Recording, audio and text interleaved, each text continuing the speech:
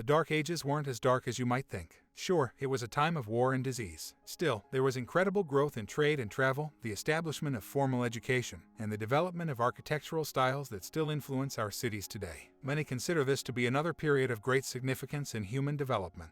The Middle Ages, which represent the 1,000-year period between the collapse of the Roman Empire and the dawning of a new age of discovery in Europe, were a time of intellectual flourishing and creativity. The Middle Ages was a fascinating period populated by fascinating people, with events and society unlike anything we've seen before or since. The Roman Empire spanned most of Europe, Asia, Africa, and North Africa. The Romans were intensely proud of their political system and culture, which led them to expand into their territories and conquer new lands. When the Huns invaded the Gothic Empire, Gothic tribes were forced to flee and seek shelter in the Roman Empire, soon overwhelmed by an unprecedented migrant crisis. This mass migration led to widespread Roman resentment, further inflaming anti-immigrant sentiments among the native communities. Tensions mounted, leaving Rome with disease and a lack of resources. History is rife with periods of revolution and evolution, including the fall of Rome. For centuries, Western Europe was dominated by the Roman Empire, a legacy that influenced its language, law, and architecture. However, by the 5th century AD, the empire's power had all but dissolved. A coalition of Germanic tribes known as the Goths deposed the final emperor, Romulus Augustus, marking a new period of history in the Middle Ages. A new empire rose in the east, now referred to as the Byzantine Empire. This empire, which reigned for over 1,000 years, reached its zenith under Justinian I,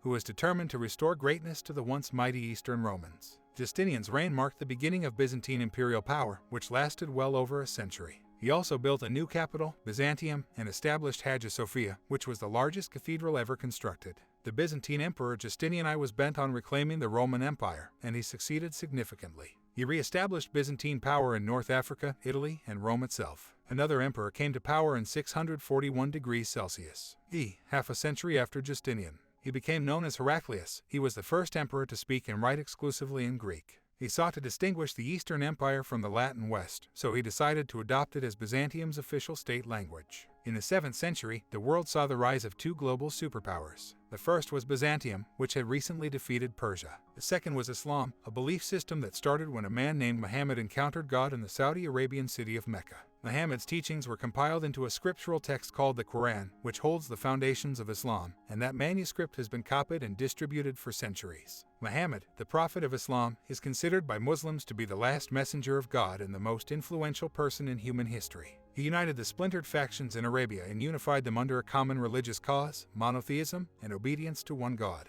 This new community was unlike any other tribe. It was a monotheistic state characterized by religious observance. In essence, he established the first Islamic state. But in time, Muhammad's teachings spread beyond Arabia with an Arabian army of 10,000 Muslim converts. Those who did not convert to Islam were executed. The spread of Islam had begun. During the 5th century, the Franks became a powerful political and military force. Having originated as a coalition of Germanic warbands, they acquired territory in the collapsed Roman state before steadily increasing their power. They were a Germanic tribe that dominated the region between the Rhine, Scheldt, and Seine rivers from the 3rd century AD onward. The history of Charlemagne is full of ups and downs. While the Pope crowned the ruler as the king of Western Europe, he didn't have an easy time. At the height of his reign in the year 800, Charlemagne's realm covered most Western Europe, and the Pope crowned him as the first Holy Roman Emperor. The Vikings' violent interlopers from the north were a new but formidable force in medieval Europe.